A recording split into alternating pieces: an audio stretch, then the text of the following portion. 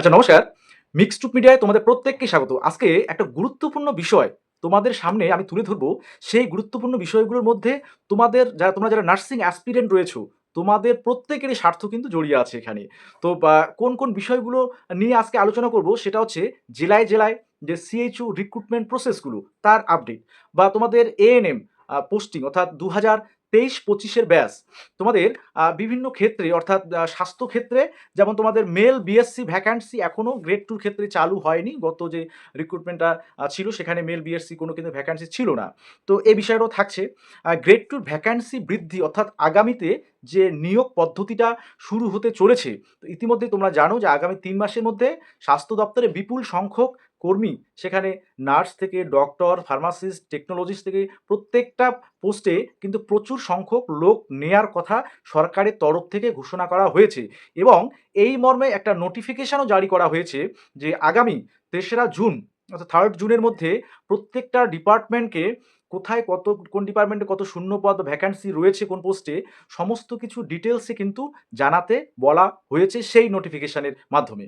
তো সেক্ষেত্রে যে একটা নতুন আশার আলো সকলেই কিন্তু তোমরা দেখছো এবং নিজেদেরকে সেইভাবেই তৈরি করছো। তোমরা জিএনএম এর ক্যান্ডিডেট পাস আউট হও না কেন, তোমাদের বিএসসি মেল ফিমেল থেকে শুরু করে তোমাদের এমএসসি যারা করা আছে এই যে অর্থাৎ staff nurse grade 2 post basic BSc থেকে প্রত্যেকেরই।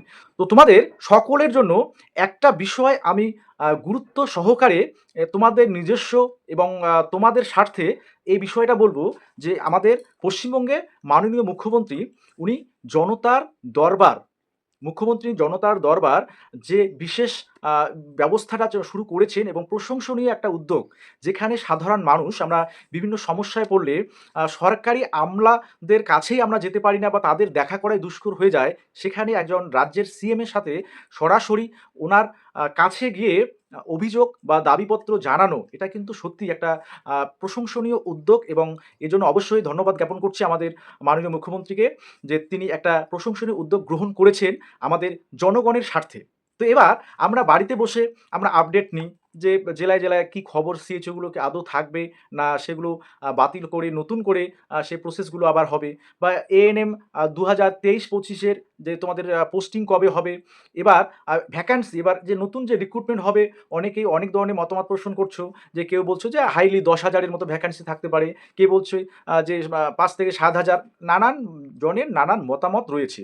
তো এছাড়াও মেল বিএসসি ক্যান্ডিডেট যারা তোমরা আছো, তোমাদেরও একটা চিন্তা আছে যে তোমাদের এখনো WBHRB র ক্ষেত্রে রিক্রুটমেন্টে গ্রেড 2 রিক্রুটমেন্টে কিন্তু তোমাদের ভ্যাকেন্সি এতদিন ছিল না এবং আগামীতে অর্থাৎ আগামী যে বিষয়টা আসে বা রিক্রুটমেন্টের সেখানে থাকবে কিনা তো সেটাও কিন্তু এই মুহূর্তে বলা মুশকিল হয়ে যাচ্ছে। তো আমি প্রত্যেকটা ক্যান্ডিডেট যারা এই বিষয়গুলো নিয়ে তোমাদের কোয়ারিজ থাকে, তো আমি বলব তোমরা প্রত্যেকেই অর্থাৎ WBCHO রিলেটেড যাদের কোয়ারিজ আছে এএনএম ২০২৫ ২০২৩-২৫ এর ব্যাচ তোমাদের posting related, male BSc vacancy related, grade 2 vacancy increase অর্থাৎ গত যে রিক্রুটমেন্ট প্রসেসটা গেল সেখানে যে ভ্যাকান্সি ছিল তো সেটা কিন্তু ক্যান্ডিডেট সংখ্যার তুলনায় খুবই নগণ্য বলা যায় এবং আমাদের বিশেষ করে শিক্ষা এবং স্বাস্থ্য ক্ষেত্রে যে করুণ একটা দশা বা ভগ্ন একটা চিত্র আমরা কিন্তু প্রত্যেকেই জানি। সেটা নতুন করে বলার আর কিছু নেই সেখানে। তো প্রত্যেকেই তোমরা এই যে ক্যাটাগরিগুলো এই বা তোমাদের কোয়ারিজগুলো যাদের আছে তোমাদের প্রত্যেককেই বলবো তোমরা সকলে একবার মুখ্যমন্ত্রীর জনতার দরবারে তোমরা গিয়ে সেখানে কিন্তু তোমাদের দাবিগুলো জানাতে পারো। ইতিমধ্যে যেমন গত সোমবারে একটা মুখ্যমন্ত্রী জনতার দরবার সেটা হয়ে গেছে। আজকে সোমবার আজকে একটা কিন্তু হয়ে যাচ্ছে। তো এর পরবর্তীতে মুখ্যমন্ত্রী জনতার দরবার আবার বসবে এবং সেখানে অবশ্যই তোমরা প্রত্যেকটা যার যে কোয়ারিজ গুলো রয়েছে তোমরা গ্রুপ করে সেই কোয়ারিজ গুলো অর্থাৎ তোমাদের পোস্টিং কবে হবে বা এএনএম দের পোস্টিং কবে হবে, মেল বিএসসি দের ভ্যাকান্সি থাকবে কিনা পরে নেক্সট রিক্রুটমেন্টে। তো সেক্ষেত্রে প্রত্যেকেই তোমরা মুখ্যমন্ত্রী জনতার দরবারে তোমাদের দাবিগুলো তোমরা পেশ করবে এবং সরাসরি সিএম এর সাথে কথা বলতে পারবে তোমরা নিজেরা গেলে।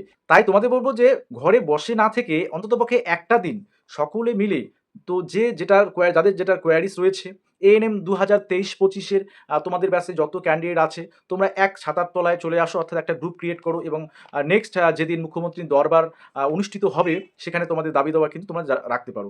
এবং একই রকম করে ডব্লিউবিসিএইচও রিক্রুটমেন্ট বিষয়গুলো নিয়ে বা মেল বিএসসিদের ক্ষেত্রে বলবো তোমাদের দাবি নিয়ে, এবং গ্রেড 2 সর্বোপরি ভ্যাকান্সি যাতে বেশি পরিমাণে থাকে সেই বিষয়গুলো নিয়ে কিন্তু মুখ্যমন্ত্রী দরবারে হাজির হতে পারো। আমার এই ভিডিওর আজকে এই বলার মানে মেইন উদ্দেশ্য হচ্ছে এই বিষয়গুলো বলার, যে সরাসরি তোমরা কিন্তু মুখ্যমন্ত্রীর সাথে কথা বলে বা দাবিপত্র পেশ করতে পারো এবং ওনার কাছ থেকেই বিষয়গুলো শুনতে পারবে। ঠিক আছে? এটা কিন্তু একটা ভালো এবং প্রশংসনীয় উদ্যোগ মুখ্যমন্ত্রী, আমাদের মাননীয় মুখ্যমন্ত্রী নিয়েছেন। তো এর পাশাপাশি যে বিষয়গুলো আবার উঠে আসে, যেমন আজকে বিভিন্ন শিক্ষক সংগঠনের পক্ষ থেকে কিন্তু যাওয়া হয়েছে। তো সেখানে প্রত্যেকে দেখলাম যারা বেরিয়ে এসে যে সংবাদ মাধ্যমে যে বাইটগুলো দিচ্ছেন, তো প্রত্যেকেই একটু আশ্বস্ত হচ্ছে যে মুখ্যমন্ত্রীর কথা শুনে যারা 2016-র বঞ্চিত ক্যান্ডিডেট অর্থাৎ চাকরিহারা শিক্ষক শিক্ষিকা অনেকে আছেন, আনটেন্ডেড শিক্ষক শিক্ষিকা এবং শিক্ষাকর্মীবৃন্দ, তাদের ক্ষেত্রে যেমন একটা আশা করি ভাগ্য খুলতে চলেছে। নতুন 2025-এ এসএলএসটি যারা দিয়েছে এবং ফ্রেশার ক্যান্ডিডেটস যারা দেখা গেলো মেরিট লিস্টে জায়গা করেছে 11-12 থেকে শুরু করে অন্যান্য বিষয়গুলোতে, তো তারাও আজকে গিয়েছিল এবং ডিএ সংক্রান্ত বা শিক্ষাক্ষেত্রে অনেক সংগঠন কিন্তু আজকে তাদের দাবি দেওয়া নিয়ে মুখ্যমন্ত্রী জনতার দরবারে তারা হাজির হয়েছিল। তো আমি তোমাদের স্বাস্থ্যকর্মীদের, অর্থাৎ তোমরা যারা ভবিষ্যতের স্বাস্থ্যকর্মী, তোমাদের যা যা দাবি রয়েছে অবশ্যই সেই দাবিগুলো নিয়ে মুখ্যমন্ত্রী জনতার দরবারে তোমরা যেতে পারো, সেখানে তোমাদের দাবিপত্র তোমরা রাখতে পারো এবং সরাসরি মাননীয় মুখ্যমন্ত্রীর সাথে তোমরা কথা বলতে পারো। তাহলে তোমাদের এই কোয়ারিজগুলো একদম সঠিক জবাব বা সঠিক উত্তর তোমরা অবশ্যই ওনার কাছ থেকেই তোমরা কিন্তু পেয়ে যাবে। ওকে? তো যাই হোক, এটাই বলার। সকলে ভালো থাকবে এবং সুস্থ থাকবে। অবশ্যই এই বিষয়গুলো মাথায় রাখবে, কারণ সুযোগ যখন আসে সেটার সদ্ব্যবহার করতে হয়। মুখ্যমন্ত্রী নিজেই জনসাধারণের সাথে সংযোগ স্থাপন করার জন্য তাদের অভাব অভিযোগ এগুলো শোনার জন্য যখন উনি নিজেই মুখ্যমন্ত্রী জনতার দরবার খুলেছেন, সেক্ষেত্রে জনতা হয়ে তোমরা যদি তোমাদের অভাব অভিযোগ জানাতে না চাও, তাহলে তো সেখানে বাড়িতে বসে থেকে তাহলে কিচ্ছু হবে না। এটা কিন্তু ফাইনালি আমি বলে দেই। তো অবশ্যই আশা রাখি প্রত্যেকেই এই বিষয়গুলো নিয়ে ভাবো এবং অবশ্যই পারলে মাননীয় মুখ্যমন্ত্রী এই প্রশংসনীয় যে উদ্যোগ, সেই উদ্যোগকে তোমাদের সবার স্বার্থে তোমরা কাজে লাগাও। ওকে?